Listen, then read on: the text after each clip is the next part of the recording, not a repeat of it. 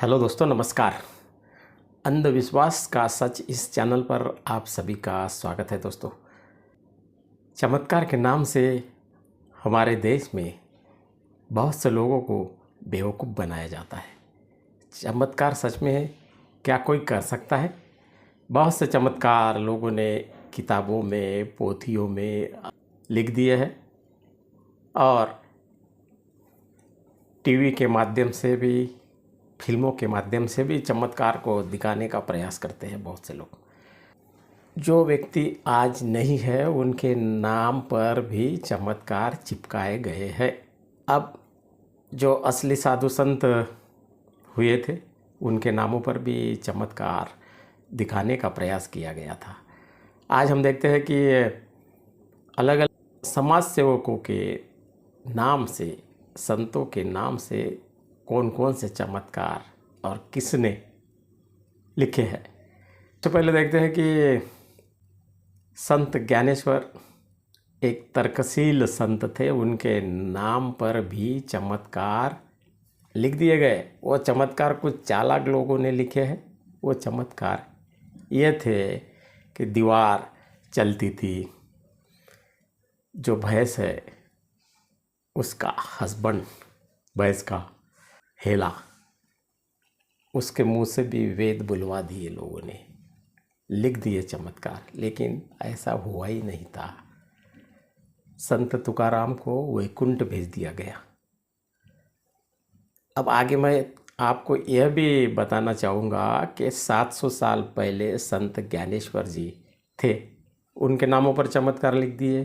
300-400 साल पहले संत तुकाराम जी थे, उनके नामों पर भी चमत्कार लिख दिए।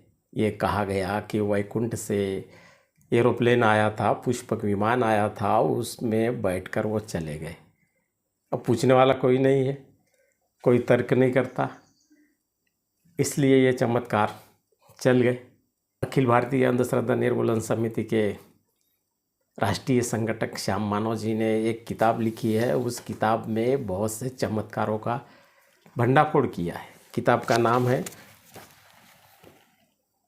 बुआबाजी एक फसवेगिरी।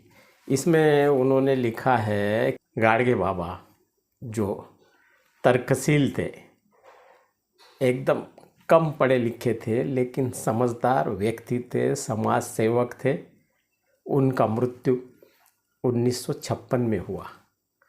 हजारों लोगों ने उनके अंतिम संस्कार में हिस्सा लिया था, देखा था आंखों के सामने। लेकिन 1983 में एक उमाड़े गुरजी नाम के शिक्षक ने एक पोथी लिख दी, किताब लिखी, और उसमें ये लिखा कि वैकुंठ से पुष्प विमान आया था, उसमें बैठकर गाड़गे बाबा वैकुंठ मतलब स्वर्ग में चले गए। 1956 से लेकर के 1983 तक 27 साल होते हैं।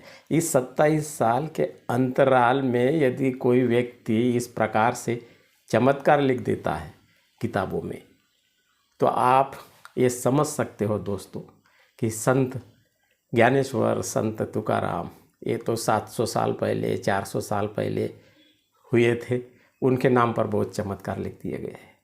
मतलब इनमें किसी भी प्रकार की सत्यता नहीं है। बहुत से जो समाज सेवक हैं उन्होंने अच्छा काम किया, लेकिन उनके नाम पर चमत्कार लिख दिए गए। संत तुकाराम ने कहा था कि चमत्काराचा भरा भरूनी अनेकाची झाली धूळधानी, आता चमत्कार वर्णू नका सज्जन हो।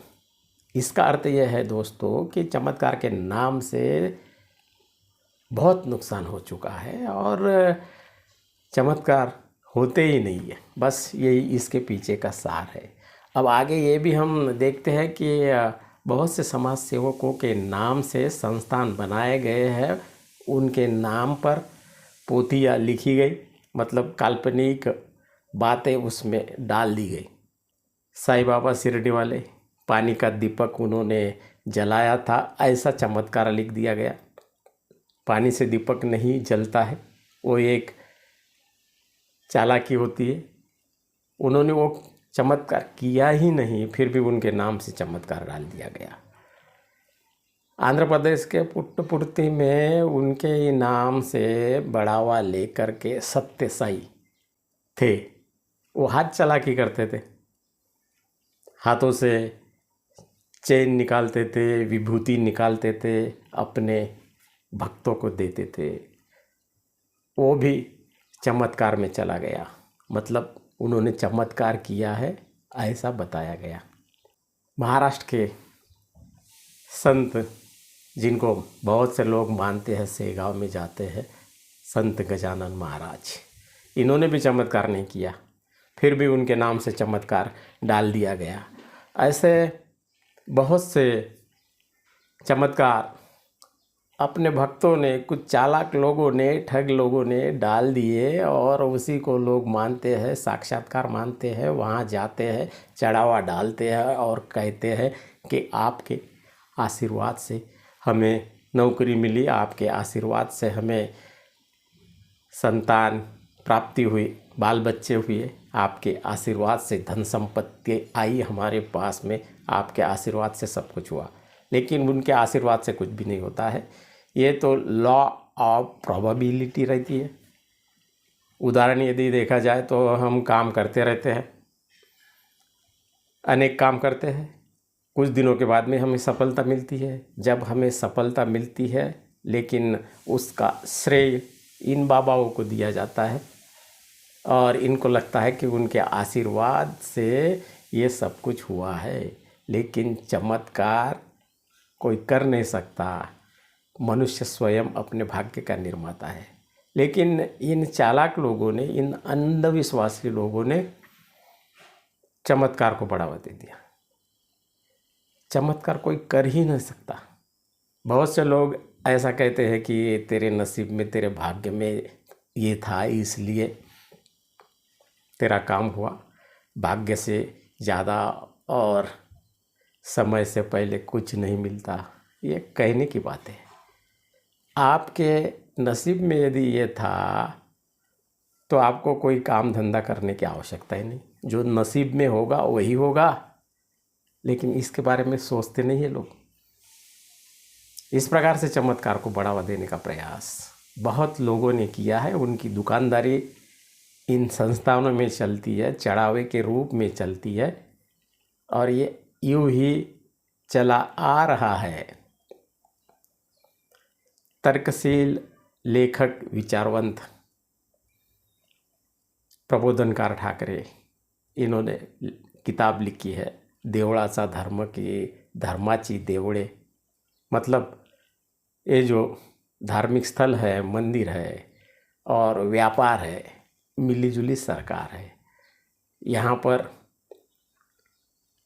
भक्तगण पैसा डालते हैं, दक्षिणा देते हैं, वो पैसा एजेंट लोगों को मिलता है, उनके सभी कार्यकर्ताओं को मिलता है, अपने उपाधि के, अपने ग्रेड के अनुसार, पोजीशन के अनुसार, और ये व्यापार चल रहा है। कोई भी ईश्वर, कोई भी संत, कोई भी समाज सेवक पैसा नहीं मांगता है। वो तो समाज की सेवा करना चाहते थे, उन्होंने समाज की सेवा की है, समाज में प्रकाश लाने का प्रयास किया है। लेकिन आज हम क्या देखते हैं, 2026 चल रहा है, फिर भी बहुत से लोग धर्म के नाम पर, कर्मकांड के नाम पर, बाबा के नाम पर, चमत्कार के नाम पर, आशीर्वाद के नाम पर इकट्ठा हो जाते हैं। बड़े बड़े महापुरुषों की हम जयंती, पुण्यतिथि या स्मृति दिन मनाते हैं, अच्छी बात है, मनाइए, जल्लोष कीजिए, बढ़िया ताम झाम कीजिए, सब कुछ कीजिए, लेकिन उनके विचारों पर चलने का प्रयास तो कीजिए। झूठ मत बोलिए, भ्रष्टाचार मत कीजिए, किसी पर अन्याय मत कीजिए, शांति से रहिए। लेकिन आज क्या हम देखते हैं, बहुसंख्य ये भाविक लोग झूठ बोलते हैं, अत्याचार करते हैं, दिखावा करते हैं, चुनावों में पैसा दे करके वोट मांगते हैं, मतलब चुनावों को भी चुरा रहे हैं, और वही जा कर के धार्मिक स्थलों पर बहुसंख्य ऐसे लोग दान देते हैं, पैसा डालते हैं। जो ईमानदार है उनका अभिनंदन करना चाहिए, उनके हैसियत के अनुसार वो यदि दान देते हैं तो देने दीजिए, मेरा ये कहना नहीं है दोस्तों। लेकिन सब ढोंग चल रहा है, पाखंड चल रहा है, बहुत से पोंगा पंडित लोगों ने लोगों को गुलाम बना दिया है। उस गुलामी से हम बाहर निकलने के लिए तैयार नहीं है। अनावश्यक कर्मकांड करते हैं, उसमें कोई दम नहीं रहता है। बाल बच्चे हमारे होते हैं, मुहूर्त निकालने के लिए उनके पास में हम जाते हैं। संपत्ति हमारी, घर हमारा, सब कुछ हमारा, लेकिन उसको बुलाते हैं एजेंट को, भट्ट जी को, और उसको महत्व देते हैं, पैसा देते हैं। बस इसी में हमारा बहुजन समाज बर्बाद हो रहा है। उनका क्या दोष है पोंगा पंडित लोगों का? वो तो आते हैं, आप लोग उनको बुलाते हो इसलिए वो आते हैं और कर्मकांड करते हैं, काल्पनिक कथाएं करते हैं, बातें करते हैं, डराते हैं और व्यापार करते हैं। ये सिलसिला पहले भी चला आ रहा था, आज भी चल रहा है, आगे भी चलेगा। लेकिन जब तक के लोगों के मन में सामाजिक क्रांति नहीं आएगी, विवेक नहीं जागृत होगा, लोग सोचेंगे नहीं, तर्क नहीं करेंगे कि सचमुच में ऐसा करने से कोई लाभ होता है क्या, तब समाज सुधरेगा। लेकिन समाज को सुधरने के लिए किताबें पढ़नी होगी, तर्क करना होगा, सोचना होगा। आने वाले पीढ़ी को कर्मकांड से मुक्त रखने के लिए उनको शिक्षा के मार्ग पर ले जाना पड़ेगा, तर्कशील बनाना पड़ेगा। लेकिन शिक्षा की ऐसी तैसी हो गई है, शिक्षा क्षेत्र को बंद किया जा रहा है और धार्मिक स्थलों को बढ़ावा दिया जाता है। लोगों को गुलाम बनाने का षड्यंत्र हमारे देश में चल रहा है दोस्तों। इसलिए समझदार को इशारा काफ़ी है। मैंने जो भी कहा है, जो मुझे उचित लगा वो ही कहा है। आपको पढ़ता होगा तो लीजिए, लेकिन मेरा क्या जाएगा दोस्तों। मेरा तो काम है कहना, आप सुनिए या मत सुनिए, लेकिन जो सच है वो मुझे बताना ही पड़ेगा। अंधविश्वास को दूर करने के लिए कड़वा डोज, कड़वी बातें, लेकिन जो सच है वो बताना पड़ेगा। बस यही मेरा उद्देश्य था और अंत में यही कहना चाहूँगा दोस्तों। ये वीडियो यदि आपको अच्छा लगता है, आज तक यदि आपने सब्सक्राइब नहीं किया है, मेरे चैनल को सब्सक्राइब कीजिए, वीडियो को लाइक कीजिए, शेयर कीजिए। सोए लोगों को जगाना पड़ेगा, अंधविश्वास को दूर करना पड़ेगा। चमत्कार किसी ने किए नहीं, चमत्कार हुए भी नहीं। महाराष्ट्र में जादू टोना विरोधी कानून बनाया गया है 2013 में। उसके अंतर्गत चमत्कार के नाम से कोई यदि किसी को बेवकूफ़ बनाता है तो सज़ा होती है।